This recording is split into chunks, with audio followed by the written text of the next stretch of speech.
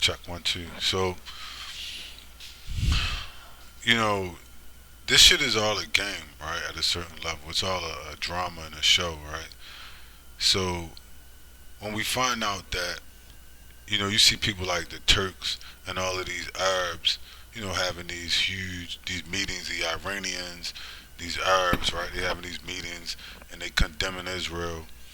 Now, you expect the Americans who've been bought off a long time ago, bought off and blackmailed, extorted a long time ago by by Ish. You expect them to go along, right? That's a given. So um, that's a lost cause. Like you know the only way out of that is just total uh, will be a revolution, right? Like, and that's not gonna happen. So um, you can kind of expect shit to just get worse and deteriorate into a Nazi, a Nazi hellhole at some point. But or you better hope for divine intervention. So you expect that. But then when you look at these Arabs, like the Palestinian Arab Muslim brethren, right? And you say, well, sure, they'll stand up, right? You say, oh, sure, they'll stand up for these people and they'll help them.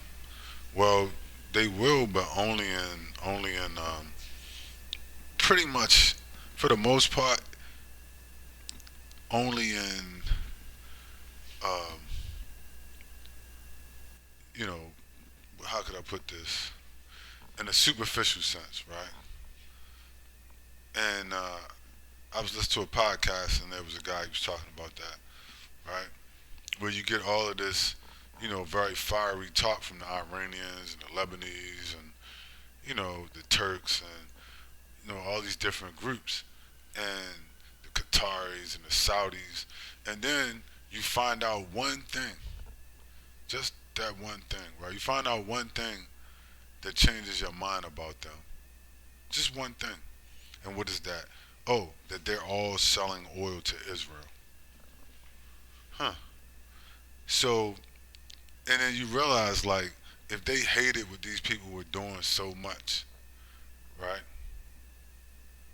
And I mean, because if you talking about going to war and all of this, well, why go to war when you could just hit them with some economic embargoes, for instance, and cut off their oil and gas,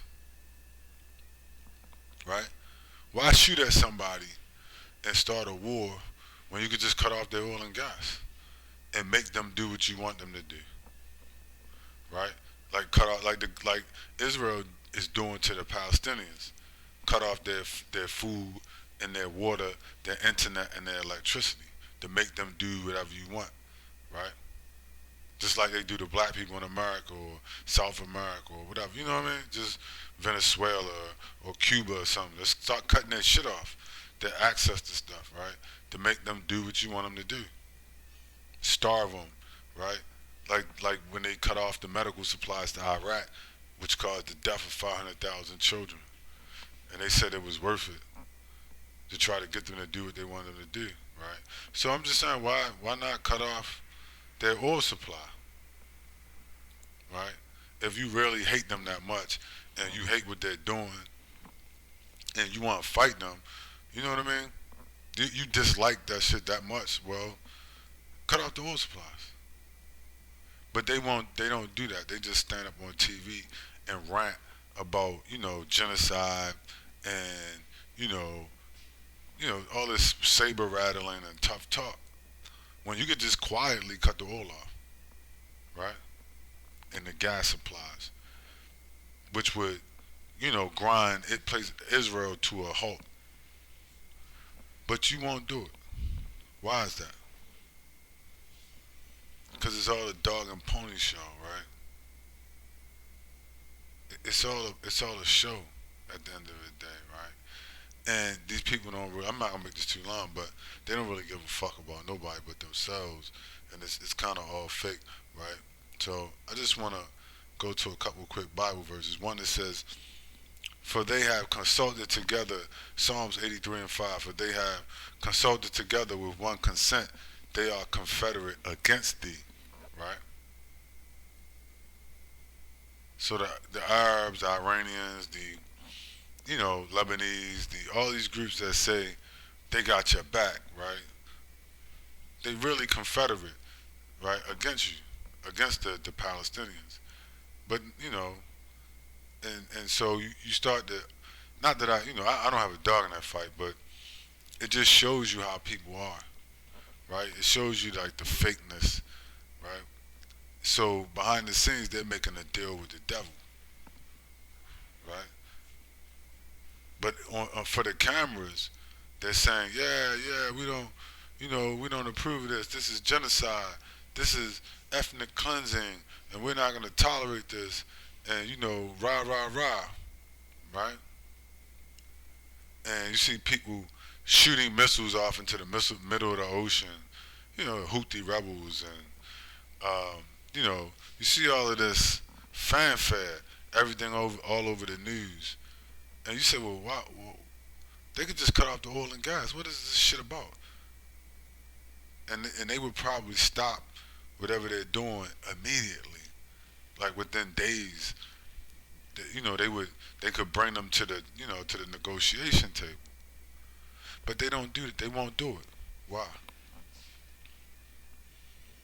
Why? Right?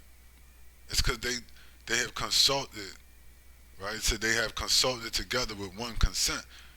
They've already been talking behind the scenes, right? And they confederate against. They're not really with the Palestinians, you see. But a lot of their people are. So the people at the top, they got to pretend that you know that they're humane and they give a fuck when they really don't. And it's all about you know they've made deals with the devil, right? Just like in it says Psalms 83:3. They have taken a crafty counsel against thy people and consulted against thy hidden ones. You see, they taking crafty counsel against the people, but they say they with you. You see, that's what they do. Like the Obamas, that happens on all levels. Like in America, you get the Obamas, you get the so-called progressive caucus, the Democratic caucus, this person, that person. Right? I'm just using them as an example. I don't give a shit about none of these people. Doesn't matter your affiliation, but they they take crafty counsel against your people, right? And they consult against your hidden ones. You see, they're not really with you, and people can't figure it out.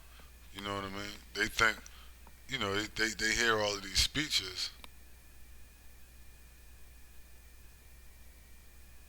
Yeah, so they give all these fiery speeches and they threaten. They make all these threats. We're gonna cut off the oil. We'll do this, and but they don't do it, right? So what they say: talk is cheap, right? They're gonna punish Israel. They're gonna cut off the oil and gas supplies, and and the reason they don't do that is if you go back to World War II, right? If you want to look at a precedent, what was the reason why the Japanese started the war with the Americans? Because they cut off their oil supplies, right? So they know that if they really want war, they would have to cut off the Israelis oil and gas, and they don't really want no war. So, but anyway, that's all I got.